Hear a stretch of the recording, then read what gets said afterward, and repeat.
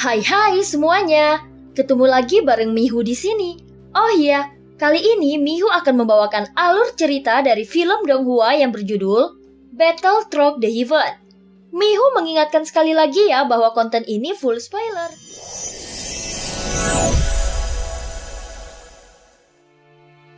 Melanjutkan dari kisah sebelumnya. Sebelumnya setelah Zimo menghancurkan 7 langkah dewa pembunuh Xiaoyan, dia segera menghampirinya dan menyentuh alis Xiaoyan dengan cakarnya. Kemudian pandangan di sekitar Xiaoyan berubah. Pada saat ini Xiaoyan dikejutkan dengan kemunculan sosok besar yang berbicara seolah-olah dia ayahnya.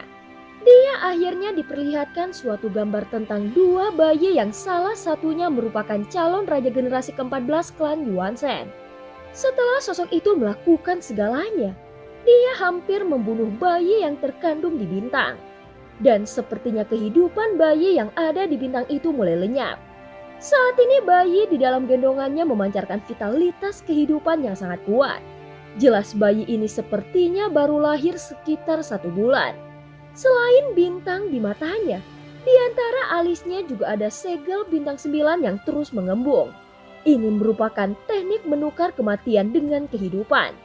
Hahaha, mulai sekarang Raja generasi ke-14 akan menjadi milikmu.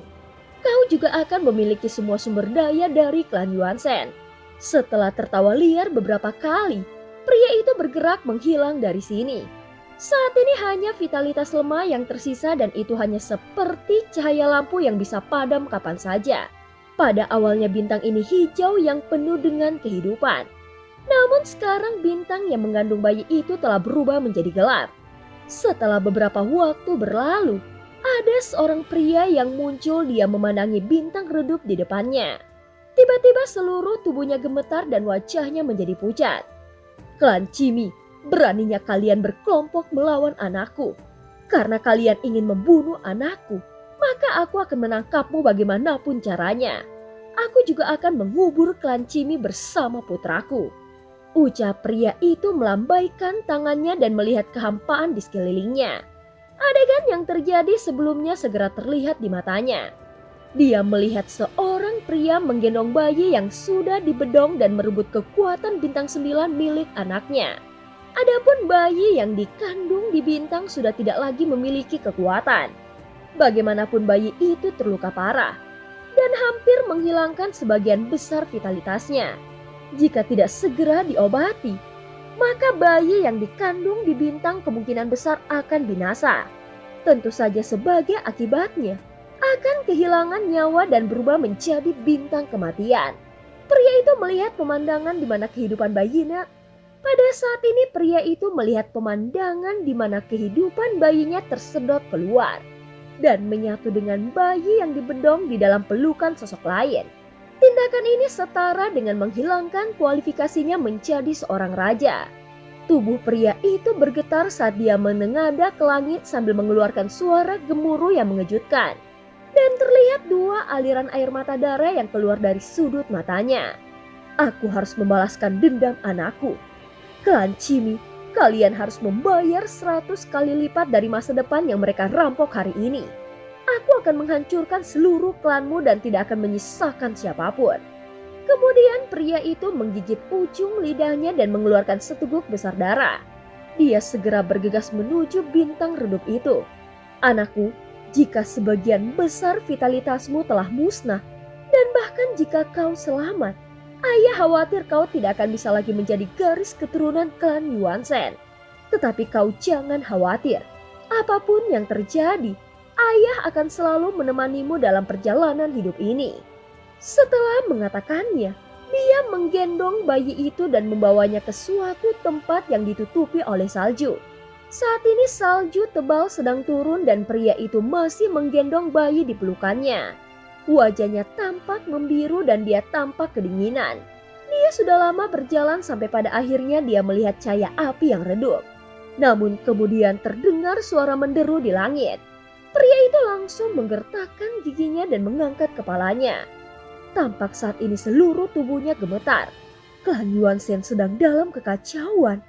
Sebagai seorang ayah, aku khawatir tidak akan bisa menemanimu lagi. Anakku, maafkan ayahmu. Segera dia bergegas ke arah cahaya dan saat ini dia hanya bisa menempatkan bayi itu di pintu gerbang desa. Setelah memandangi bayi itu untuk waktu yang lama, segera pria itu langsung menghilang dan terdengar suara gemuruh di udara yang menarik perhatian orang-orang di desa. Mereka langsung bergegas keluar rumah dan menemukan seorang bayi di atas salju. Kemudian para wanita di desa segera membawa bayi malang itu. Siapa yang tega meninggalkan bayi mereka di tengah salju tebal di musim dingin ini? Namun wajah kecilnya masih sangat hangat. Dan ini seperti bayi yang jatuh dari langit.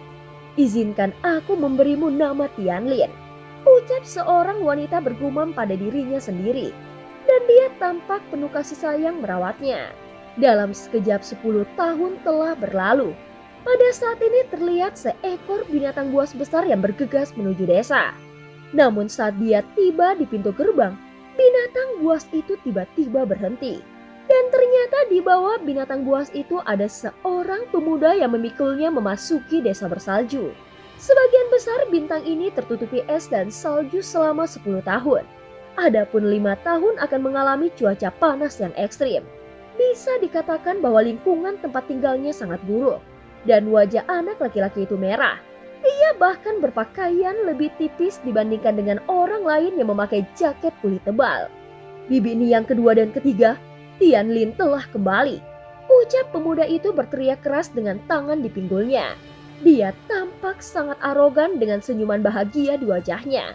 Desa itu selalu dipenuhi dengan sorak-sorai hingga 100 tahun. Kemudian pemuda itu telah tumbuh dewasa. Desa itu selalu dipenuhi dengan sorak-sorai.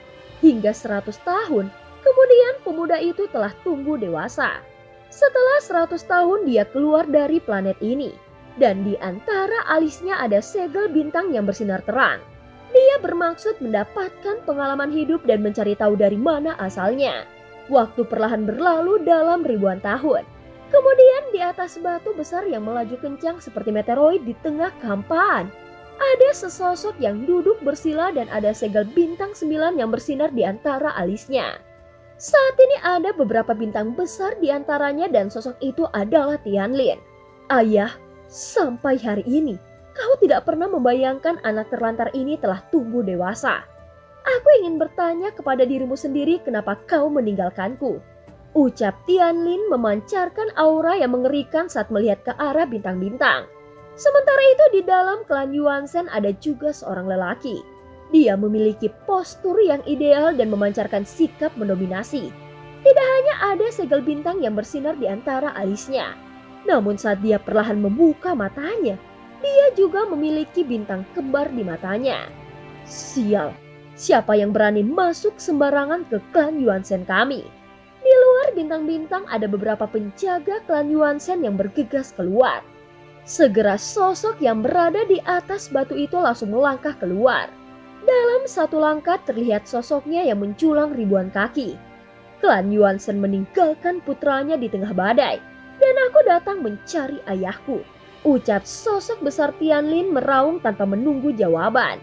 Dia segera mengambil meteoroid yang ada di belakangnya dan melemparkannya ke arah bintang-bintang. Seketika terdengar suara mendesing dari meteoroid yang tidak terhitung jumlahnya. Itu melesat dengan kekuatan yang mengerikan. Bagaimanapun sekarang situasinya satu orang melawan 10.000 orang. Sebenarnya semuanya klan Yuanzhen itu tidak kuat. Kebanyakan hanya memiliki tubuh keabadian fisik 2 atau 3 bintang. Tentu saja klan Yuanzhen bintang 9 juga banyak. Namun pada akhirnya ini adalah pertempuran yang menggemparkan dunia. Walaupun pada akhirnya para tubuh keabadian fisik bintang 9 mengambil tindakan. Namun tak satu pun dari mereka yang dapat menandingi Tianlin. Di mana ayahku? Kenapa dia tidak berani menemuiku? Ucap Tianlin berharap bisa bertemu ayahnya. Namun melalui garis keturunannya, seseorang dapat merasakan keberadaannya. Sehingga sesosok muncul dan membuat semua klan Yuanzhen bintang 9 di sekitarnya langsung mengepalkan tangan mereka mengelilinginya. Saat dia melihat sosok ini, ki dan darah Tianlin langsung mendidih. Kenapa rasanya aku benar-benar ingin membunuhmu? Ucap Tianlin tidak bisa mengatakan perasaannya. Namun saat melihat sosok di depannya, Ada kemarahan yang melonjak dalam sekejap. Ada perasaan di hatinya bahwa orang ini harus dimusnahkan apapun yang terjadi. Huh, berani-beraninya kau tidak menghormatiku. Aku adalah putra mahkota dari klan Yuansen. Semua klan Yuansen harus mematuhi perintahku. Mari kita bertindak bersama untuk membunuh orang ini. Saat ini sosok itu perlahan keluar dan matanya tampak angkuh dan arogan. Segera 9 bintang di antara alisnya bersinar. Dan saat dia membuka matanya, bahkan ada 2 bintang kembar yang sangat terang. Tunggu, serahkan orang ini kepadaku, dan aku akan membuatnya mengakui putra mahkota. Kita bisa mengatasi masalah ini, dan tidak perlu merepotkan putra mahkota untuk mengambil tindakan. Ucap seorang tetua dari klan Yuansen tiba-tiba berkata dengan hormat. Di dalam klan Yuansen, selain garis keturunan, yang membedakan identitas adalah kekuatan. Jika dibandingkan dengan garis keturunan, maka kekuatan adalah indikator yang lebih penting untuk menentukan sebuah status. Saat ini seluruh tubuh Tianlin gemetar dan dia merasakan ada sesuatu yang hangat di wajahnya. Segera dia mengangkat tangannya dan menyekanya. Tanpa disadarinya, dia telah menitikkan air mata berdarah. Pada saat ini ada seorang tetua yang menghentikannya dan meminta putra mahkota untuk tidak turun tangan. Hei, apakah kau merasa familiar saat melihatku? Pria bernama Feng Zhen berbicara perlahan, dia sepertinya mengenali Ling Tian. Tetapi Ling Tian tidak mengenalinya. Hanya saja perasaan ini membuatnya merasa sangat aneh. Seolah-olah sudah terjadi perseteruan berdarah di antara mereka. Siapa kamu? Ucap Ling Tian meraung dengan marah. Entah bagaimana dia yang selama ini tenang dan diam, tidak bisa mengendalikan emosinya saat ini. Seolah-olah setiap tetes darah di tubuhnya menderu dan mendesis ke arah pria di depannya. Sepertinya kau tidak tahu apa-apa. Jadi aku akan melepaskanmu hari ini dan jangan pernah kembali lagi. Mungkin klan Yuansen masih bisa bertahan jika saling menjauhkan diri. Dia memandang Ling Tian dengan mata yang seperti memaafkan, lalu mengangkat tangannya dan melambaikan. Apa hubunganmu denganku? Di mana ayahku? Ucap Ling Tian menggertakkan giginya dan ada kemarahan yang melonjak di dalam hatinya. Namun saat ini dia masih menahan amarahnya. Kau tidak memenuhi syarat untuk mengetahui semua itu.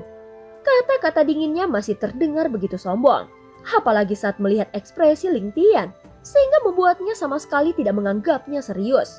Aku datang mencari ayahku. Jika hari ini aku tidak dapat menemukan ayahku, maka klan Yuansen tidak akan damai. Meskipun Ling Tian dipenuhi amarah, namun masih ada sedikit kejelasan di matanya. Dia tahu betul mengapa dia datang ke sini. Dan karena dia memilih untuk datang ke sini, maka dia tidak akan pernah merasa takut. Terlebih lagi sosok yang ada di depannya membuatnya memiliki niat membunuh yang belum pernah terjadi sebelumnya. Hanya tubuh keabadian fisik bintang 9. Namun kau begitu sombong dan berani bersikap tidak sopan di klan Yuansen. Bahkan kau juga berani tidak menghormati raja. Jika klan Yuansen ketahuan memiliki garis keturunan ras asing, maka mereka harus dihukum berat. Adapun klan Yuansen yang tanpa catatan, maka semuanya juga akan dianggap hina dengan darah tidak murni. Bagaimanapun hampir semua dari mereka tidak mengetahui asal-usul Ling Tian. Orang ini tidak boleh dibiarkan pergi dan harus disingkirkan. Jika tidak, maka akan merusak keagungan klan kita. Tiba-tiba ada gelombang kekuatan di sekitar, dan kata-kata yang sangat tidak menyenangkan langsung menyelimuti Ling Tian. Pada saat ini dia tidak bisa lagi menahan telapak kakinya dan mengambil langkah ke depan. Saat dia melangkah keluar, tubuhnya langsung melebar hingga ribuan kaki dalam sekejap dan langsung menyerang ke arah sekelompok sosok. Tetapi pada saat inilah sosok yang datang tiba-tiba muncul satu demi satu dan tinju mereka saling bertabrakan. Kekuatan Ling Tian jelas melebihi imajinasi kelompok klan Yuansen ini. Dan beberapa anggota klan Yuansen mengambil tindakan secara berurutan. Tetapi mereka semua berhasil dipukul mundur oleh Ling Tian. Bahkan tubuh keabadian fisik bintang 9 masih berada dalam posisi yang dirugikan. Saat tinju mereka saling bertabrakan, seolah-olah dia benar-benar tidak terkalahkan. Aku tidak menyangka bayi mati yang terbuang bisa tumbuh sedemikian rupa. Sayang sekali, kau tidak akan pernah bisa menjadi lawanku lagi. Setelah memukul mundur beberapa tubuh keabadian fisik bintang 9, tiba-tiba angin kencang menderu dan Ling Tian buru-buru meletakkan tangannya di depannya. Dengan suara teredam, sosok Ling Tian dapat menahan serangan diam-diamnya. Kau sedikit lebih kuat dari klan Yuan Shen lainnya. Walaupun kau meminum pil, namun kualifikasimu masih biasa saja. Dan kau masih terlalu lemah di hadapanku. Feng Zhen tersenyum dingin dan dialah yang mengambil tindakan sebelumnya. Pada saat ini seluruh tubuhnya dipenuhi dengan cahaya keemasan. Dan dia menyerang Ling Tian lagi. Kekuatannya yang besar membuat Ling Tian tidak mungkin melawannya. Adapun lengan Ling Tian yang terkena pukulan keras sebelumnya, itu telah retak dan berubah bentuk saat dia berusaha berdiri. Hahaha, apakah itu sakit? Ucap Feng Zhen melihatnya untuk mengejeknya. Ling Tian dikalahkan oleh pukulannya secara terus-menerus, yang bahkan dia tidak menggunakan terlalu banyak trik. Namun Ling Tian menderita luka yang serius. Beraninya kau datang dengan kekuatan seperti itu. Klan Yuan Shen telah membunuh beberapa keabadian kaisar karena telah memprovokasi kami. Mungkin mereka mengira tidak terkalahkan, namun sebenarnya mereka hanyalah sekelompok orang bodoh yang merasa benar sendiri. Itu terlihat persis sama seperti ayahmu yang bodoh. Melihat wajah Ling Tian yang berlumuran darah, Feng Zhen mengangkat kakinya dan menendangnya lagi. Dan tendangannya itu mendarat tepat di wajah Ling Tian. Feng Zhen terus menyerang sambil mengelurkan tangannya dan menjambak rambut Ling Tian dengan 5 jarinya, yang membuatnya berlutut lagi dengan keras. Saat ini wajah Ling Tian terus berlumuran darah. Hidungnya memar dan bahkan wajahnya mulai bengkak.